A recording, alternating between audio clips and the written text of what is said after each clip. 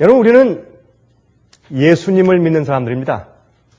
우리가 오늘 다시 좀 기본적인 문제로 돌아가서 우리가 예수님을 어떻게 믿고 있는지에 대해서 한번 다시 살펴보고 지나는 시간을 좀 갖도록 하겠습니다. 우리 다 같이 마태복음 16장에 있는 말씀을 먼저 펴서 좀 보도록 하겠습니다. 마태복음 16장 13절부터 25절까지 있는 말씀을 조금 길지만은 제가 좀 낭독하겠습니다. 여러분 마음으로 좀 들으시면서 마음으로 좀 읽어주시면 감사하겠습니다. 마태복음 16장 13절부터 25절까지입니다. 예수께서 가이사랴 빌립보 지방에 이르러 제자들에게 물어 가라사대 사람들이 인자를 누구라 하느냐? 가로되 더러는 침례 요한, 더러는 엘리야, 어떤 이는 예레미야나 선지자 중에 하나라 하나이다. 말씀하시되 너희는 나를 그러면 누구라고 하느냐? 시몬 베드로가 대답하여 가로되 주는 그리스도시요 살아계신 하나님의 아들이시니라. 예수께서 대답하여 말씀하시되 바요나 시모나, 바요나라는 뜻은 요한의 아들 그런 뜻이에요. 요한의 아들 시모나, 베드로야 내가 복이 있도다. 이를 내게 알게 한 이는 혈육이 아니요 하늘에 계신 내 아버지시니라. 또 내가 내게 이르노니 너는 베드로라. 내가 이 반석 위에 내 교회를 세우리니 음부의 권세가 이기지 못하리라. 내가 천국 열쇠를 내게 주리니 내가 땅에서 무엇이든지 매면 하늘에서도 매일 것이요 내가 땅에서 무엇이든지 풀면 하늘에서도 풀리리라 하시고 이에 제자들에게 경계하사 자기가 그리스도인 것을 아무에게도 이르지 말라 하시니라. 이때로부터 예수 그리스도께서 자기가 예루살렘에 올라가 장로들과 대제사장들과 서기관들에게 많은 고난을 받고 죽임을 당하고 제3일에 살아나야 할 것을 제자들에게 비로소 가르치시니 베드로가 예수를 붙들고 간하여 가로되 주여 그리 마옵소서 이 일이 결코 주에게 미치지 아니하리라. 예수께서 돌이키시며 베드로에게 이르시되 사탄아 내 뒤로 물러가라. 너는 나를 넘어지게 하는 자로다. 내가 하나님의 일을 생각지 아니하고 도리어 사람의 일을 생각하는도다 하시고 이에 예수께서 제자들에게 이르시되 아무든지 나를 따라오려거든 자기를 부인하고 자기 십자가를 지고 나를 쫓을 것이니라. 그렇게 말씀하셨습니다. 여러분 예수님께서는 당신께서 메시아인 것을 오셔서 우리에게 보이시기 위해서 이 땅에 성육신 하셨는데 여기 말씀하기를 베드로가 주는 그리스도시요. 그리스도란 말은 히브리 말로 말하면 메시아거든요. 기름 부음 받은 자. 주는 그리스도시요. 살아계신 하나님의 아들입니다. 그러니까 예수님께서 하신 말씀이 너 나가서 너희들 절대 이 말 하지 말아라. 입 다물어라. 참 이상하죠? 너무나 정반대적인 말씀을 하신 것 같아요. 그런데 왜 그러냐 하면 예수님께서 메시아라는 사실을 받아들이게 공중의 마음이 준비되지 않았고 또 베드로와 지금 여기에 이 말씀을 듣고 있는 베드로와 그 다 같이 12제자가 예수님을 그리스도라고 믿는 그들의 자기의 이성적인 교리적인 이해를 자기 생활로 자신 있게 살아볼 수 있는 준비가 되지 않았기 때문에 주님께서 그 두 가지 의미에서 다 나가서 내가 그리스도라는 사실을 아직 말하지 말아라. 그렇게 경계하셨다 그랬습니다. 참 제가 하나님의 입장에 서서 본다고 할지라도 참 답답하실 거예요. 하나님께서 복음사업을 빨리 끝내시고 금방 재림하셔서 모든 것을 다 정말 다 정리하시고 새하늘과 새 땅을 이룩하시고 싶으실 텐데 예수님께서 이 재림하시는 것은 우리보다 얼마나 더 간절하게 재림하시길 사모하시겠어요? 근데 주님께서 그렇게 하시지 못하시는 그 답답한 심정을 우리가 이해할 수가 있을 것 같습니다. 교회가 준비가 안 돼 있고 세상이 지금은 엉뚱하게 메시아의 재림을 고대하는 시대에 살고 있어요. 양면적으로 하나님께서 얼마나 답답하실지 모르겠습니다. 근데 이제 예수께서 이제 이 12제자들과 대화하시는 이 광경 가운데서 오늘 우리가 우리 자신을 좀 발견하게 되는 것입니다. 지금 이 시점에 말이죠. 예수님께서 당신의 봉사생애 가운데서 아주 중대한 기로점에 서 계셨습니다. 왜 그런가? 지금 예수님께서 이 질문을 하시는 요때는 예수님의 인기가 절정에 달해 있는 때였어요. 얼마나 인기가 있는지 예수님의 기적을 보고 사람들이 따랐고 또 예수께서 메시아로서 자기의 왕권을 혹시 지금 선포하시지나 않을까 하는 기대 속에서 사람들이 따르므로 굉장한 지금 인기가 있는 것입니다. 또 동시에 유대 교회의 지도자들의 핍박과 미움도 동시에 절정에 놓인 그런 순간에 있었어요. 이때는 예수님께서 세상에 오신 사명을 정확하게 말씀하실 때가 되었구나라는 것이 12제자의 심령 가운데 있는 기대였습니다. 그러니 예수님께서 얼마나 답답하겠어요. 여러분, 부모의 심정도 모르고 철딱선이 없게 기대하는 자녀들 볼 때 참 답답한 부모의 심정을 우리는 이해하지 않습니까? 그렇죠?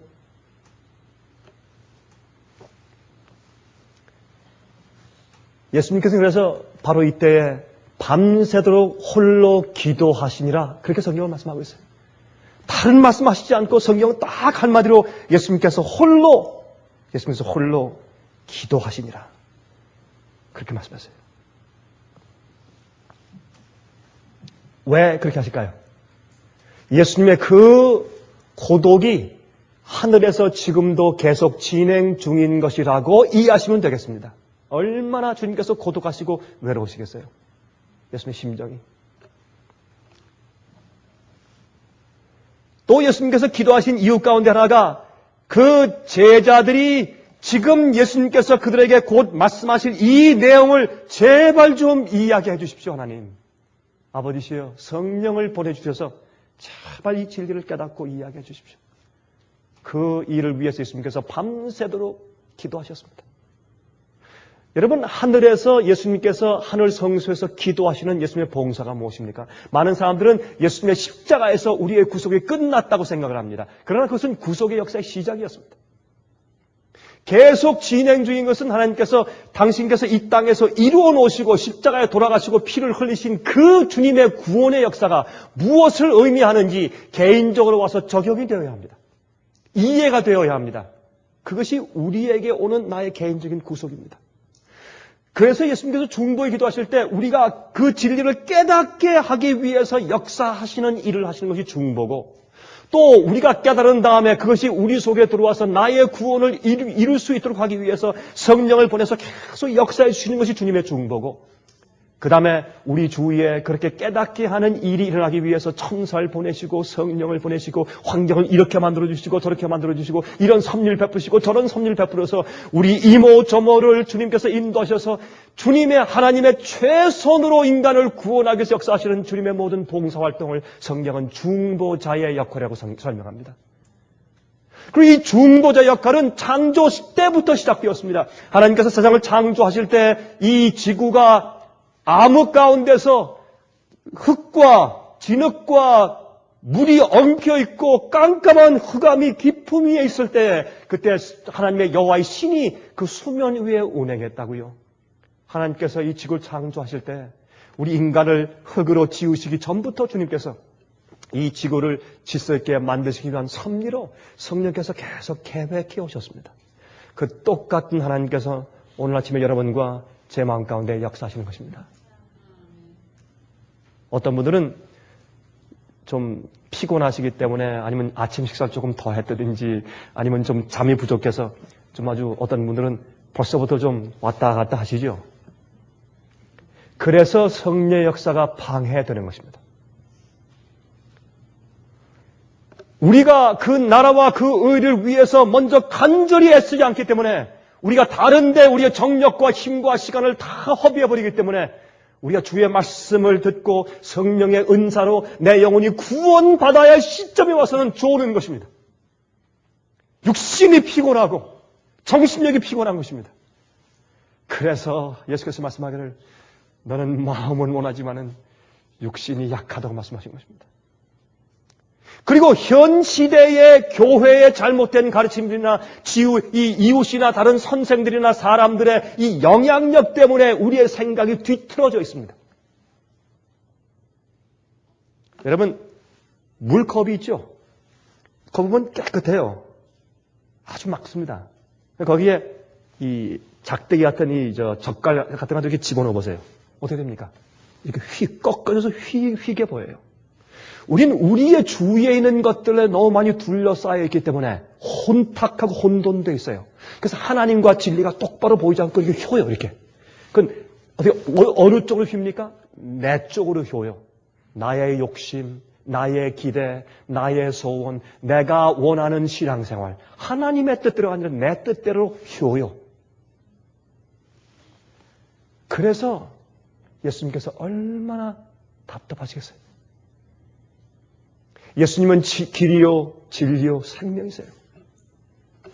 여러분, 그래서 예수님께서 그들을 12제자를 따로 모아놓으시고 이젠 당신이 누구인지를 정말 발표하시고 가르칠 때가 되었어요. 어떤 땐 주님께서 말이죠, 우리에게 할 말을 한꺼번에 다 할 수 없는 것이 다 들어도 그땐 이해가 안 돼요. 여러분, 저도 제일 처음에 제가 안수받기 전에 제가 전도사 생활할 때 그때 전 열심히 충천했어요. 저는 신학교 다닐 때 신학교 학생으로서 다니면서 저 전도할 때 그때 열심히 지금보다 더 충천했어요.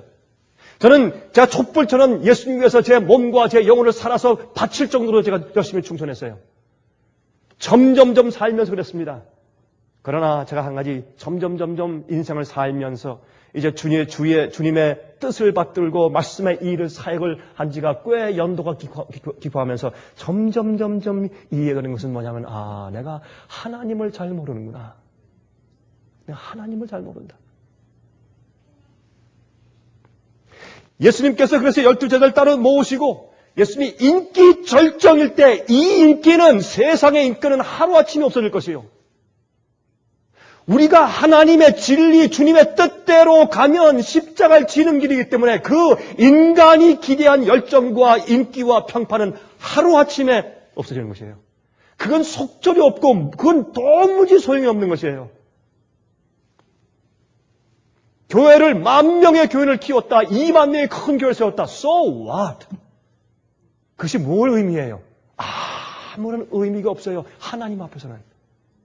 하나님의 뜻대로 하지 아니하고 진리대로 하지 않는 것은 아무런 의미가 없어요. 아무리 훌륭한 설교자가 되었다. So what? 주님께서는 당신의 모습을 똑바로 보여주시길 원하셨어요. 그래서 그들을 이제 부르셨습니다. 예수님께서 어떻게 말씀하시냐서 이렇게 말씀하실 점에 사람들이 나를 누구라고 하느냐? 그렇게 먼저 물으세요. 다시 말해서 우리가 하나님을 이해할 때 이 세상에서 교인들이나 모든 사람들이 하나님과 진리에 대해서 어떻게 이해하고 있는지를 파악해야 합니다. 그걸 알아야 내가 성경적으로 내가 믿고 있는 것이 정말 사람들의 관념에 의한 것인지 정말 진리와 말씀에 의한 것인지 알게 돼요. 제일 먼저 이 세상에서 사람들이 나를 누구라고 하지? 그때 어떤 사람들은 예수님을 침례 요한이라고 합니다. 여러분 침례 요한 얼마나 좋아요. 그러나 예수님은 침례 요한 이상되는 분이 아니에요. 또 어떤 사람들은 예수님을 엘리야라고 합니다. 그거 참 좋은 일 아니에요? 엘리야. 갈멜 산산에서 불이 내려오는 그분 말이에요. 그러나 그게 아니지 않습니까? 어떤 사람은 예레미야라고 합니다. 또 선지자 중 하나라고 합니다. 여러분 유대인들은 아직까지 예수님을 선지자 중 하나로만 인정할 정도의 믿음밖에 없었어요. 여러분 사실 많은 그리스도인들이 그러한 줄 여러분 아십니까? 많은 사람들이 그렇게 예수를 믿는 건 여러분 아세요? 그건 뭐냐면 예수의 말씀이 좋다 이거예요. 이게 진리의 말씀입니다. 옳다. 그런데 어디까지? 예수님이 그렇게 이해할 정도에서 예수께서 돌아가시면 참 안 됐다. 참 한 의인이 없어졌구나. 참 귀한 훌륭한 의인이 사라졌다. 그렇게 하고 말 것이요. 그러나 예수님을 하나님의 아들이요 그리스도라고 인정하면 자기의 생의 모든 것을 바치고 굴복하고 주께서 하지 말라고 하면 안 하고 하라고 하면 하고 또 내 모든 것을 다 버리고 세상을 버릴지라도 끝까지 주께서 십자가 지라면 십자가까지 지고서 끝까지 따라갈 정도까지 나를 주 앞에 벗어 던져버리지 아니하면 하나님으로 예수를 믿는 것이 아니요. 자, 그러면 우리 가운데 얼마나 많이 예수님을 하나님으로 믿습니까? 대부분 성경의 말씀을 윤리적이고 도덕적으로 좋은 진리로 믿지만은 어디까지? 자기의 편리할 때까지 그 말씀을 따르려고 그 조목을 따르려고 할 때 그것이 내게 평판을 없애거나 인기를 없애거나 내게 재물을 없애거나 비즈니스를 망하게 하거나 형제에게 오해를 받게 하는 십자가가 오면 당장 돌아가서 나의 길을 택하는 것이기 때문에 예수를 선지자 정도의 레벨에서 그치는 것이지 하나님으로 믿는 것이 아니란 말입니다. 예수를 하나님으로 정말 믿는 사람들이 드물어요. 지금 제 카메라를 통해서 듣는 분들 한번 잘 생각해 보시기 바랍니다. 여러분은 지금 예수님을 참 살아계신 하나님의 아들이요 내 생애와 내 목숨과 내 정성과 모든 걸 바쳐서 그분만을 먼저 사랑해야 할 하나님으로 우리가 믿고 있느냐 말입니다. 이것은 얼마나 중요한 질문인지 모릅니다.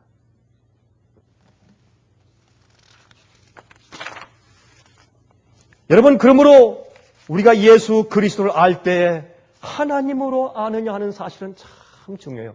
이 말씀을 들은 다음에 예수님께서 그래 알았다. 그러면 이제 물어보자. 너희는 나를 누구라고 하느냐? 너희는 나를 누구라고 하느냐? 그때 베드로가 진리를 말합니다. 주는 그리스도시요 메시아시요 살아계신 하나님의 아들입니다. 그때 예수께서 너무나 기쁘셔서 시몬아 이것을 내게 알게 하신 이는 혈육이 아니라 하늘에 있는 내 아버지다. 이게 무슨 말씀인지 아십니까? 진리는 성령을 통해서만 깨닫고 알게 됩니다. 진리의 영이 오시면 그렇기 때문에 진리는 성령을 통해서만 우리가 이해하게 됩니다. 여러분, 그 사람이요 하나님의 성령의 은혜를 받고 있는 사람인지 아닌지를 즉시로 알 수 있는 유일한 방법은 그 사람이 진리를 믿고 진리를 가르치고 진리를 삼하고 있느냐 그것을 보고 할 수 있는 것이에요. 어떤 사람들은 이렇게 생각해요. 하나님의 성령이 그와 함께 한다는 증거가 무엇입니까? 방언하는 것, 병 고치는 것, 능력이 있는 것, 말씀을 잘 전하는 것, 설교 잘하는 것 그렇게 말해요. 성경은 그렇게 말하지 않습니다. 성령께서 그와 함께 하신다는 사실을 즉시로 알 수 있는 유일한 방법은 그가 진리를 말하고 있느냐, 진리대로 살고 있느냐 그것밖에 없어요. 두 번째 조금 시간을 두고 알 수 있는 것은 무엇이에요? 그의 열매를 보고 그를 알지니라 그랬죠? 열매를 보고. 그러면 그 가운데 열매 가운데 무엇이 들어갑니까? 성품. 근데 성품은요 재밌는 것은요. 제가 가만히 보면 요즘에 그리스도인들보다 유교인들이 성품이 훨씬 더 좋을 수가 있어요. 도덕적으로. 어떤 때는 제가 보면 불교인들이 기독교인들보다 나아요, 성품이. 그런 경우들이 많아요. 그런데 그냥 착하고 좋다 이 정도가 아니라 정말 하나님께 굴복해서 주님을 따라가고 성령께서 내재하기 때문에 성령의 열매가 생기는 그 성품 말이에요. 거룩하고 영원히 살기에 합당하고 안전하게 만드는 그 성품, 그것은 시간이 지나야 대조되어서 폭로가 돼요. 금방 알 수가 없어요. 착한 사람들이 많이 있거든요. 그냥 예수를 안 믿어도 그저 본성적으로 착한 사람들이 있잖아요. 그러나 우리가 진리를 아느냐, 진리를 사모하느냐, 여러분 참 신앙이 좋다, 잘 믿는다 하는 사람들도 쭉 대화하다가 성경의 말씀을 갖다 이렇게 가서 한번 제시해보면 금방 알아요. 금방 자기 마음 가운데 자기 교만이나 자기의 편견이나 욕심 있는 사람들은 자기의 편리에 조금이라도 이렇게 부닥치면 금방 진리를 부인하거나 돌아서 버려요. 아니면 핑계해버리고 합리화시켜버려요. 예수님께서 이렇게 말씀하기를 그 진리를 내게 깨닫게 하신 분은 하나님이시다. 인간의 힘으로 그 진리를 그렇게 이해하는 것은 아니다 그랬어요. 이 성경의 원칙 가운데 하나입니다. 진리를 사모하는 자, 눈에 보이는 것이나 인간적인 장벽들이나 욕심들을 지나서 진리를 갈구하며 받아들이는 일은 성령을 통해서만 이루어질 수 있는 일입니다. 진리에 대한 식별력이 있는 사람들 성령의 역사입니다. 여러분들이 아세요? 예수님께서 이 성령 가운데 자주 그런 말씀하셨죠. 아버지께서 내게 주신 자들만 내게로 오느니라. 전 그 말씀이요. 전 그 말씀을 제가 이해하면서 제가 한 가지 더 깊이 이해한 것이 있어요. 우리가 영혼들을 구원하고 전도할 때 하나님께서 보내시는 사람들이에요. 우리가 하는 게 아니에요. 사람이 씨를 뿌리고 자라게 하고 열매 맺게 하는 것이 아니에요. 하나님이 하시는 것이에요. 하나님께서 어떻게 하는 줄 아세요? 그 사람 마음의 밭의 동기를 아세요. 사모함을 아세요.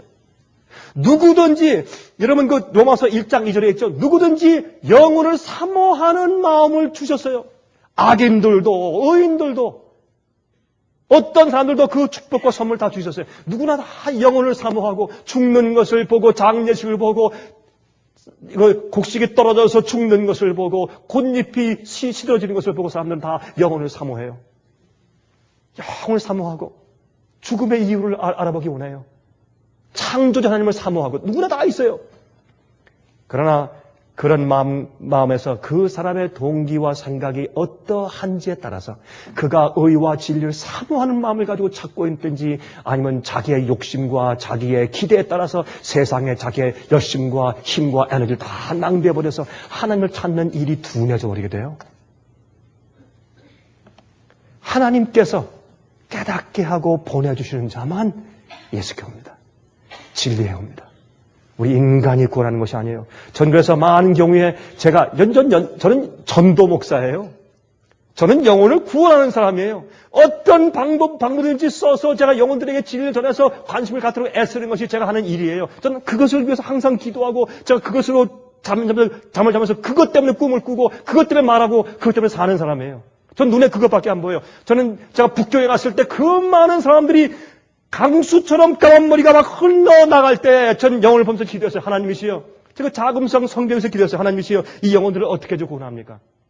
그냥 구원이 아니 그냥 예수 믿으시오 천당합니다. 그거 말고 진리로 어떻게 이 영혼들이 인도할 수 있습니까? 하나님. 제가 기도했어요.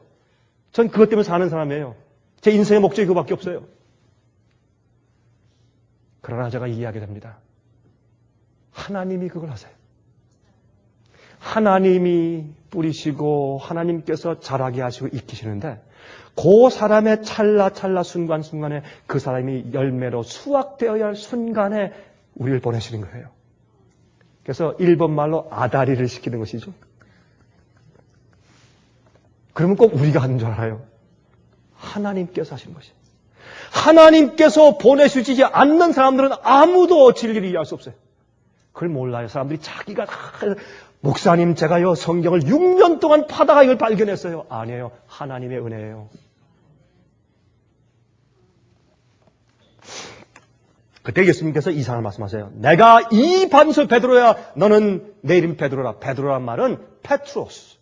조약돌. 구르는 조그만 조약돌이라는 뜻이에요. 베드로야 내 이름은 조약돌이야. 내가 이 반석 위에 내 교회를 세우겠다. 이 교회는 음부의 권세가 이기지 못한다. 그게 뭔지 아십니까? 두 가지입니다. 어떤 사람들은 생각하기를 베드로 위에 교회를 세웠다. 그래서 교황권이 생겼어요. 아닙니다. 베드로는 바로 이전에 예수님이 그 보고 사탄아 내 뒤로 물러라. 우리 읽었잖아요. 그렇게 말씀했기 때문에 음부의 권세가 그를 벌써 이겼어요. 말하자마자 금방. 또 그가 예수님을 세 번째는 저주하며 부인했을 때 마귀 음부 권세가 그를 또 이겼어요. 그러면 베드로 위에 교회를 세울 수가 없어요. 베드로가 예수님을 그리스도요 하나님의 아들이라고 인정한 그 신앙 위에 교회가 세워졌어요. 그리고 이 반석은 예수님의 반석이세요. 베드로전서 2장 8절에 또는 부딪히는 돌과 거치는 반석이 되었다 하니라 말씀해요. 저희가 말씀을 순종치 아니함으로 넘어지나니 이는 저희를 이렇게 정하신 것이라 해서 예수님께서 반석이라고 베드로는 자기 말씀 가운데 얘기했어요. 그리고 시편 18장 2절에 말씀하기를 여호와는 나의 반석이시오 나의 요새시오 그랬어요. 나의 산성시라 나의 피할 바위시오 그랬어요. 성경은 예수님을 반석이라 그래요. 그 예수 그리스도 위에 우리가 인정하고 우리가 고백하는 그 신앙 위에 교회를 세우셨어요. 그래서 교회는 진리의 터여 기둥이라고 성경을 말씀하신 것입니다. 그때 말이죠. 예수님께서 말씀하신 다음에 성경 말을 그때에 드디어 그랬어요. 이때로부터 드디어 예수님께서 당신께서 예루살렘에 가셔서 붙잡히시고 고난당하시고 매를 맞으시고 드디어 십자가에 가서 돌아가실 것을 그때부터 가르치셨다 그랬어요. 그전엔 한 말씀도 안 하셨어요. 거기에 대해서. 이제부터. 왜요? 드디어 그들 마음 가운데 이제 아무리 어려워도 적어도 교리적으로는 뭐가 완전하게 인정되었습니까? 이 예수님은 하나님의 살아계신 하나님의 아들이시요. 살아계신 붙여서 이름을 살아계신 하나님의 아들. 아브라함의 하나님의 아들이 아니에요. 지금 살아계신 하나님의 아들. 그리고 그리스도시요. 하나님께서 정하신 그리스도시요. 메시아시요. 수천 년 동안 성경이 예언해온 바로 그분이시라는 것을 신앙 고백을 했습니다. 예수님께서 기뻐하셨습니다. 그러나 즉시로 예수님께서 말씀하시기를 내가 진리를 올바로 알고 있더라도 하나님의 뜻과 내 자신의 뜻이 항상 충돌한다는 것을 말씀해 주신 겁니다. 다시 말해서 베드로야 나는 내가 고백한 이 신앙 위에 또 나의 이 반석 위에 교회를 세운다. 너는 항상 움직일 수 있는 조약돌이야. 내 이름은 페트로스야. 작은 돌멩이야. 내가 나와 연결되면 산돌로 나와 연결해서 나한테 와서 붙어버리면 교회가 돼버려. 산돌처럼. 그러나 내가 혼자 있으면 내 위에 교회가 세워질 수 없다. 그걸 말씀하신 것입니다. 그러니까 여기에요. 좀 이상한 얘기가 나와요. 예수님께서 십자가에 돌아가시고 3일 만에 부활하실 깜짝 놀랄 고난을 설명해 주니까 베드로가 예수님께 말하죠. 근데 그렇게 기록이 안 돼 있지만은 이게 원래 있는 그 말씀의 그 뉘앙스가 그래요. 다른 제자가 있는 앞에서 말하는 것이 아니라 베드로가 너무 놀란 나머지 너무 놀래도 다른 제자들은 다 마음에 담고서 놀라서 입을 딱 벌리고 있는데 베드로는 그게 아니고 행동파니에요. 행동파니까 벌떡 일어나서 주님 저 좀 봅시다. 이렇게 한 거예요. 예수님 저 좀 봅시다. 좀 건방진 행동 같죠? 그렇게 했어요. 급한 나머지 어떤 때는 말이죠. 우리들 가운데 어떤 사람들도 그래요. 그래서 그런 사람들은 사람들한테 왜 저러나 이렇게 생각되지만 어떤 때 그런 사람들 마음이 주님 앞에 더 순수할 수도 있어요. 예수님, 전 잠깐 봅시다. 이게 무슨 말씀하시는 참 봅시다. 다른 여한 자들을 놓고서 예수님을 끌고서 조금 저쪽으로 갔습니다. 가서 주님 지금 무슨 말씀하시는 겁니까 지금? 주님 피곤해서 어젯밤에 밤잠 못 주무시고 기도만 밤새도록 하시더니 조금 좀 피곤하십니까? 잠깐 이게 이제 논리적으로 안 서시나요? 주님 성경에 있는 메시아에 대한 상은 그게 아니지 않습니까? 교회에서 그렇게 안 가르치지 않습니까, 주님? 주님은 영광을 받으셔야죠. 능력을 가지고 다스리셔야죠. 이 잘못된 교회를 고치셔야죠. 잘못된 민심을 고치고 올바른 길로 인도하시는 왕이 되셔야죠. 그게 한지적으로 맞는 얘기예요, 정말. 하나님의 뜻과 달라서 그렇죠. 여러분이시여, 우리가 예수님을 하나님으로 받아야 합니다. 그래서 말씀을 진리를 읽을 때 그 진리가 내 마음의 소원과 기대와 어울리지 않더라도 그 진리대로 살기로 결심하고 굴복해야 합니다. 그것이 십자가를 지는 길입니다. 그 일을 하지 않는 것은 우리도 예수님을 선지자의 자격 정도로만 받고 이해하는 그리스도에 그치는 것입니다. 사실이 그러합니다. 그리고 베드로가 어떻게 했습니까? 주님 그렇게 하지 마십시오. 그러면 우리가 주님 위해서 희생하고 다 버리고 이렇게 바치고 다 따른 이것이 그럼 어떻게 됩니까 이게? 이렇게 말하면서 그 다음에 어떻게 합니까? 예수님께 간하여 그랬어요. 예수님 이런 일이 절대로 제가 주님을 사랑하기 때문에 그런 겁니다. 제가 주님을 아끼고 제가 주님 위해 사는 길 아닙니까? 주님, 이런 일은 주님께 절대로 생기면 안 됩니다. 그때 예수님께서, 이 성경이 참 재밌어요. 예수님께서 베드로에게서 돌이키셔서 말씀했어요. 돌이키사 베드로에게 말하기를. 아니, 사람이 말할 때 말이죠. 사람이 대화할 때 얼굴과 얼굴 보고 이렇게 대화하지, 등을 대놓고 얘기해, 이러고 대화하고 있다가 돌이켜서 베드로에게 말했단 말이에요. 이 상황이 어울리지 않습니다. 그건 뭐냐면, 베드로와 지금 대화하고 있는데 누가 있어요? 베드로 옆에 있는 마귀가 있어요. 눈에 보이지 않는 마귀 역사가 있는 것입니다. 우리 마음 가운데 인간적인 소원과 기대와 내가 원하는 방식대로 살고 따르고 싶은, 내가 원하는 방식대로 믿고 싶은 그런 내 마음 가운데 있는 내 속사람을 옆에서 바로 그거야 라고 계속 부추기고 바람을 넣어주는 마귀 옆에 있는 것입니다. 여러분, 그래서 우리가 항상 우리 머리 가운데 떠오르는 모든 생각이 하늘에서 오는 것으로 착각하면 안 돼요. 왜냐하면 우리 속에 타락한 본성이 살아있기 때문에 그렇습니다. 베드로가 말씀하시다가 주님께서 돌이켜서 그 옆에 속삭이는 마귀에게 사탄아 내 뒤로 물러가라 그렇게 하신 것이에요. 그러나 사탄을 눈에 볼 수 없는 베드로는 예수님의 그 말씀이 사실은 자기가 하신 말씀이에요. 또 마귀에 물러가라 너는 나를 넘어지게 하는 대로다. 여러분, 넘어지게 한다는 말은 이게 원래 말의 그 뜻은 뭐냐면 이 stumbling block이에요. stumbling block. 길에 가면은 이런 돌, 바위, 나무, 구루토리 같은 것들이 있죠. 모르고 안만 보고 막 가다가 탁 걸려서 넘어지죠. 제가 한 번은 서울에서 제가 이제 열심히 빨리 어딜 가고 있는데 서울 시내 가면 가끔 말이죠. 뭐가 있냐면 이런 세멘트 같은 거를 이렇게 세워가지고 그냥 인도 가운데 이렇게 부스부스 세워놨어요. 그건 자동차 같은 거 들어가지 못하고 이렇게 세워놨어요. 전 그것도 못 보고 그냥 막 빨리 가다가 큰 걸려가지고 제가 정견이 상했는데 저 얼마나 아픈지 그냥 빠르니까 제가 이거 걷어보지도 못하고 그냥 가서 일을 보고서 나중에 이제 그 숙소에 와서 이렇게 보니까 찢어져서 피가 줄줄 흐르고 있어요. 여러분, 그게 스탬블링 블락입니다. 여러분과 제 마음 가운데 예수님을 하나님으로 인정하고 따르지 아니하고 내가 주님의 어떤 것들은 받아들이고 어떤 것들은 내 마음의 소원과 갈등하는 것을 그냥 쥐고 있으면 그것이 걸쳐 넘어지게 만드는 스탬블링 블락들이에요.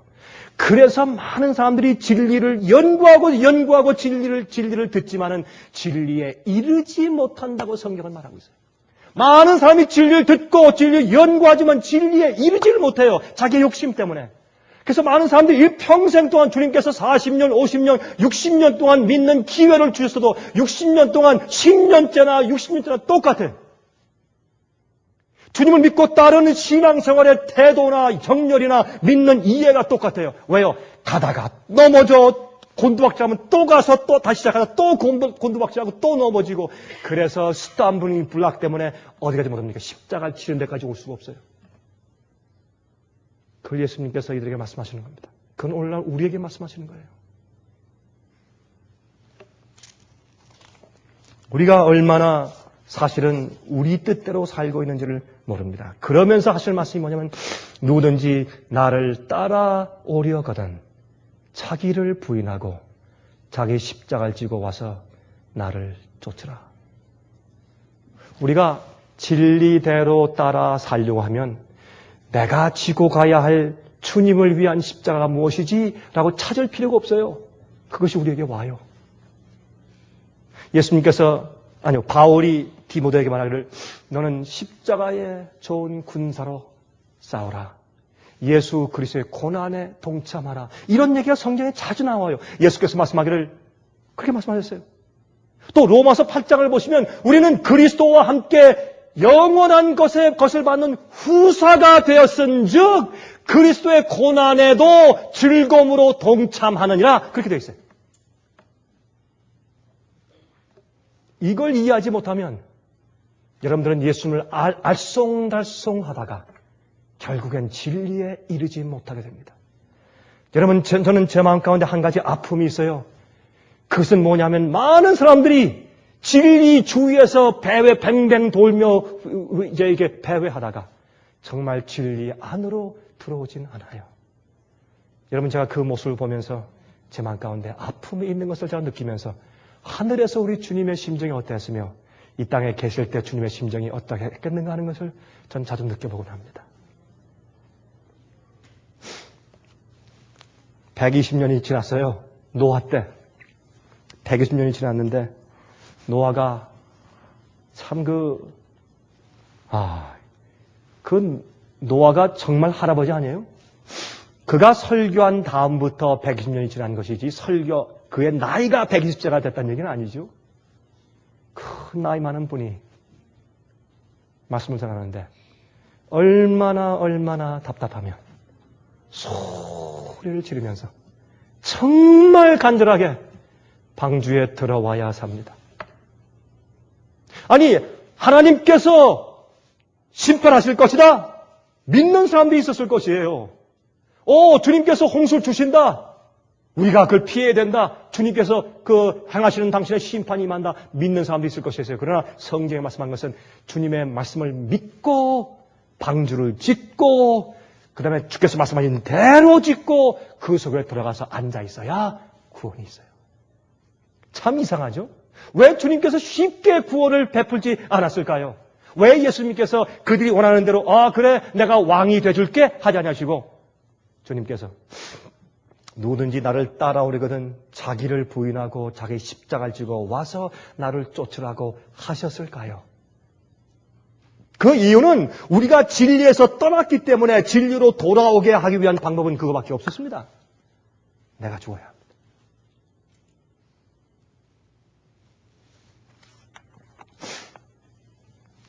예수님께서 노아를 보시고 그렇게 하시겠죠? 노아야, 들어와라. 더 이상 아무도 내 말을 듣지 않는다, 이제. 들어와라. 여러분, 우리 한국말 번역하고 영어하고는 좀 달라요. 노아를 들여보내시고 문을 닫으시니라, 그게 아니에요. 노아야, 들어와라. 영어는 그랬어요. Shut him in. 들어와라. 예수께서 거기 계시기 때문에 들어와라. 그리고 문을 닫으셨어요. 진리는 주님께서 성경에 분부하신 모든 것대로 따라 사는 것이 진리의 길입니다. 어떤 땐 우리에게 이거 먹으면 안 돼. 저거 먹어라. 너들 입고 살 때 이렇게 살아야 된다. 사람들을 취급할 때 이렇게 해야 돼. 너 무엇을 지킬 때 이렇게 지켜라. 저건 안 된다. 그거 버려라. 하지 말아라. 그런 부분적인 것들을 사람들이 진리라고 합니다. 그것은 예수님의 진리 안에 있으면 그것은 자연히 하게 되는 것들이에요.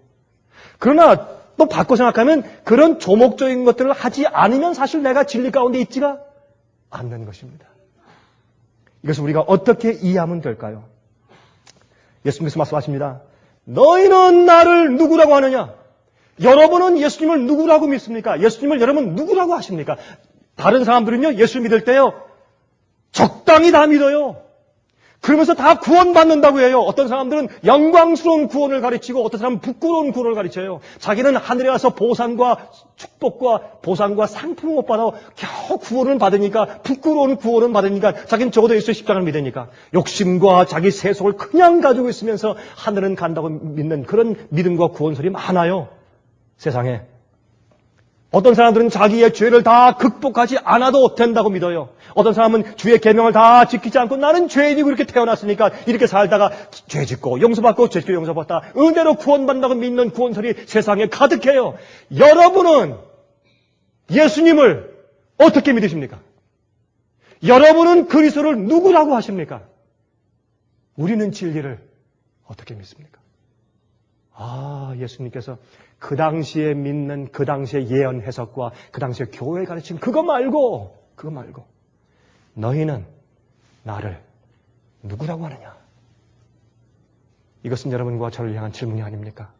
예수님의 우리 자신을 살피는 질문이 아닙니까? 어떤 사람들은 저한테 이렇게 말할 때가 있어요. 목사님, 이제 잘 지내십니까? 예, 잘 지냅니다. 그래서 어떻습니까? 사업이 참 잘 됩니다. 하나님께 감사합니다. 주님의 축복을 감사합니다. 근데 제가 거기에, 그렇습니까? 제가 주님을 찬양합니다. 감사합니다. 라는 말을 하고 싶어도 할 수가 없어요. 제가 양심적으로 살려면. 왜냐하면 그 사람이 어떻게 주님의 계명을 어기고 살고 있는지 제가 잘 알고 있기 때문에 저는 그 사람을 비난하는 눈으로 제가 곁눈질로 보는 것이 제가 그렇게 판단하는 것이 아니죠. 제 가슴이 아픈 이유는 그 사람이 하나님의 계명인 하나님의 내 안식일을 기억하여 거룩히 지키라는 말씀을 무시하면서 살고 있는데도 받은 축복은 그게 어떻게 하나님께로부터는 축복일까요? 만약 그렇다면 주님께서 그런 주의 말씀대로 살지 않는데도 복을 주시면 주님께서 어떻게 교육시키는 것입니까? 내 계명을 안 지키고 살아도 괜찮다. 내 그래도 구원할게. 라고 그를 교육시키는 것이 되는 것이 아닙니까? 그가 잘못하고 말씀을 어기는 잘못된 생활을 사는데도 계속해서 주께서 축복하신다면 그게 어떻게 축복이 되겠습니까? 그가 그런 습관적으로 살다가 멸망하는 길을 열어주시는 일이 아니겠습니까? 우리 아이를 교육시킬 때 아이들이 말 안 듣고 뗐을 때 계속 용돈을 많이 주면 그 아이를 잘 교육시키는 것이 되겠습니까, 여러분? 예수께서 말씀하기를 너희는 나를 누구라고 하느냐? 우리가 예수님을 어떤 분이며 어떤 진리를 가르치시는 어떤 하나님인가 라고 믿는 내 진리의 방향과 개념대로 내가 살게 되는 것을 여러분께서 아십니까? 나는 내가 믿는 대로 내가 나를 꼴져 나가는 것이에요. 그러므로 우리가 분명하게 하나님을 아는 길은 무엇밖에 없습니까? 진리를 통해서만이 없는 것입니다. 예수를 사랑하세요? 손을 흔드세요? 예수 사랑하십니까? 미소하세요? 예수 사랑하세요? If you love Jesus, honk, 클락션을 누르세요? 아니에요. 성경을 말씀하기를 너희가 나를 사랑하면 내 계명을 지키라. 내 말씀대로 살아라. 내 자신을 부인해라. 그리고 십자가를 져라. 와서 나를 쫓아라. 그게 예수를 사랑하는 방법입니다. 우리가 언제 예수께서 하나님의 정말 아들이시고 메시아인 것을 인정하는 대로 우리가 살 수 있을까요? 여러분, 제가 하는 말 가운데서 사람들이 아주 싫어하고 저를 미워하게 만드는 요인 가운데 하나는 한마디가 있어요. 그것은 뭐냐 하면 오늘날 이 세상에서 사람들이 참 주님께서 우리를 축복하셨다.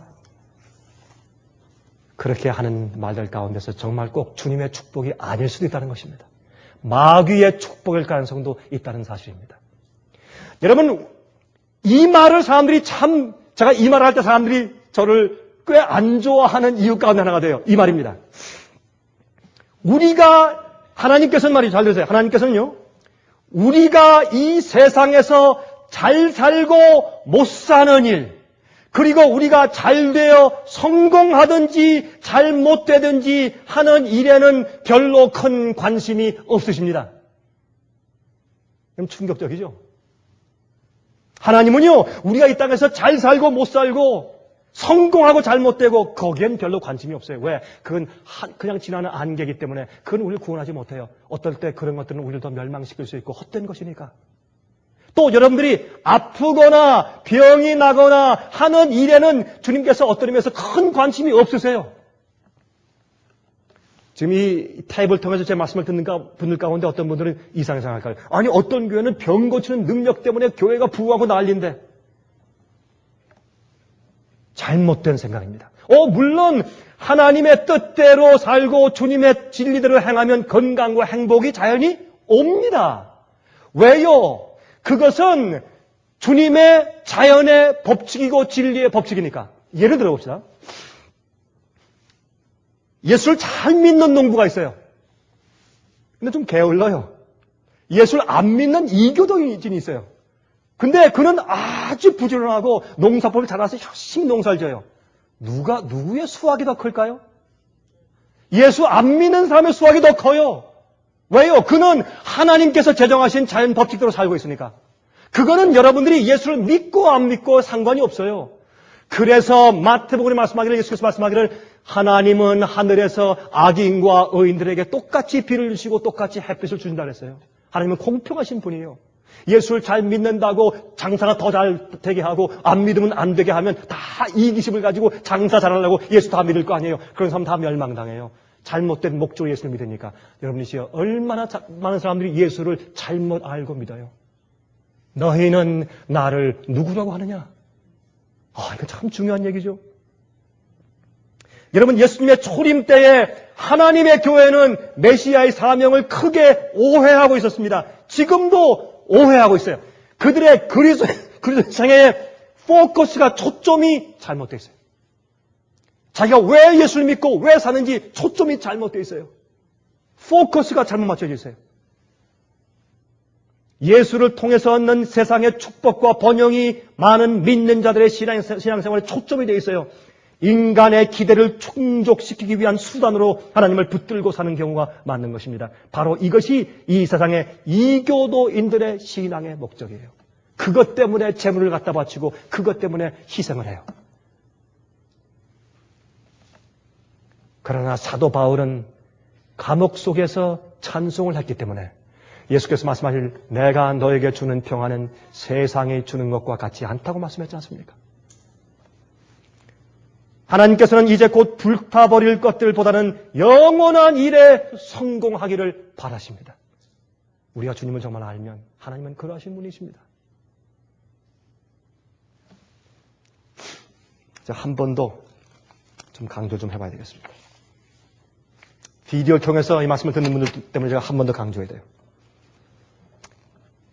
한 집사님이 자기 자녀들이 받고 있는 축복들에 대해서 하나님께 감사한다고 저에게 늘어놓는데 제가 그때다가 왜 갑자기 제 마음이 아파졌을까요? 참 그분의 그 자녀들에게 이르는 그 축복을 얘기할 때 제 마음이 감사해야지 왜 제 가슴이 아파왔을까요? 그분이 믿고 있는 그리스도에 대한 이해가 조금 삐뚤어져 있었기 때문에 제 마음이 아팠습니다. 왜냐하면 결국에 그것은 그 영혼을 잘못된 길로 인도할 것이기 때문에 그 자녀들은 하나님의 뜻대로 살고 있지 않아요. 자기의 욕심대로 살고 있어요.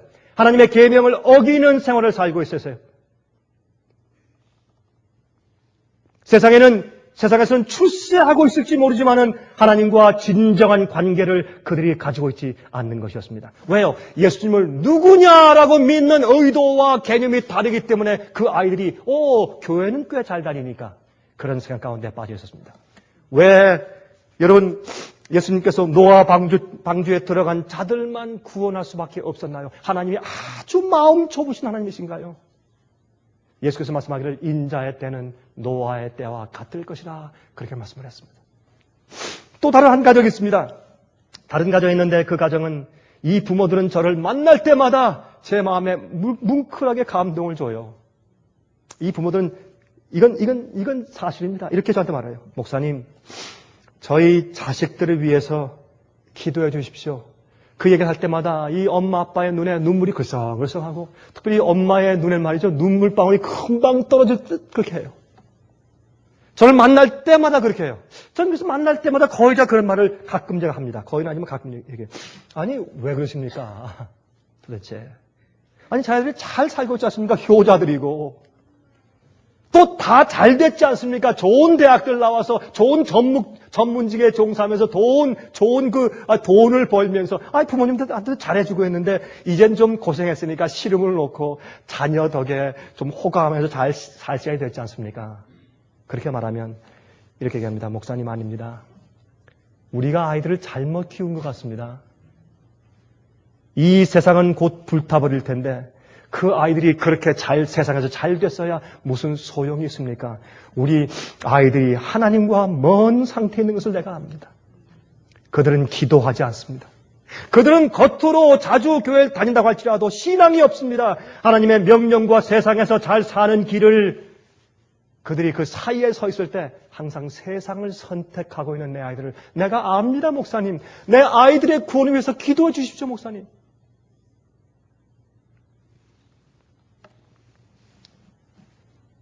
어떤 가정이 주님을 하나님의 아들로 아는 사람일까요? 어떤 사람이요? 예수께서 말씀하기를 주여 주여 하며 왜 너희는 내가 하는 말은 행치 않느냐 그랬어요.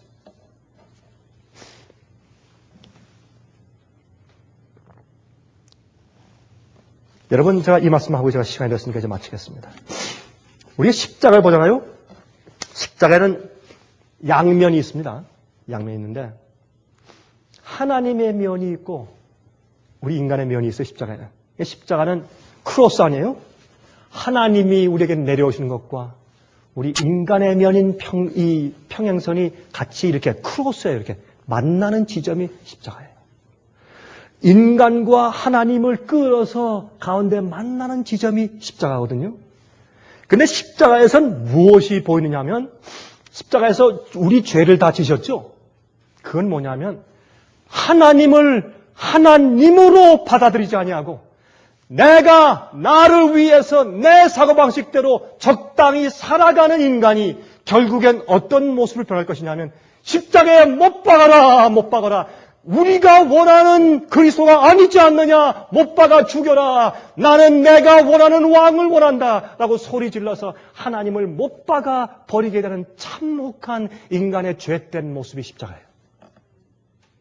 십자가는 여러분과 제가 예수님을 주의 말씀대로 우리를 부인하고 우리 십자가를 지고 주님을 따라가지 아니하면 내가 십자가에서 주님과 함께 못 박혀 죽는 경험이 없으면 하나님을 하나님으로 받는 경험을 내가 하지 못하면 결국에 나중에서는 우리 생애 끝에 우리가 예수님의 십자가 못 박는 사람들이 되고 말아요. 우리의 성품과 우리 의도와 우리 삶이 우리의 생활이 그러하기 때문에 내 주위에 있는 자식들과 내 주위에 있는 사람들이 나의 생활의 은혜와 감화로 그들도 죽게 돼 있어요.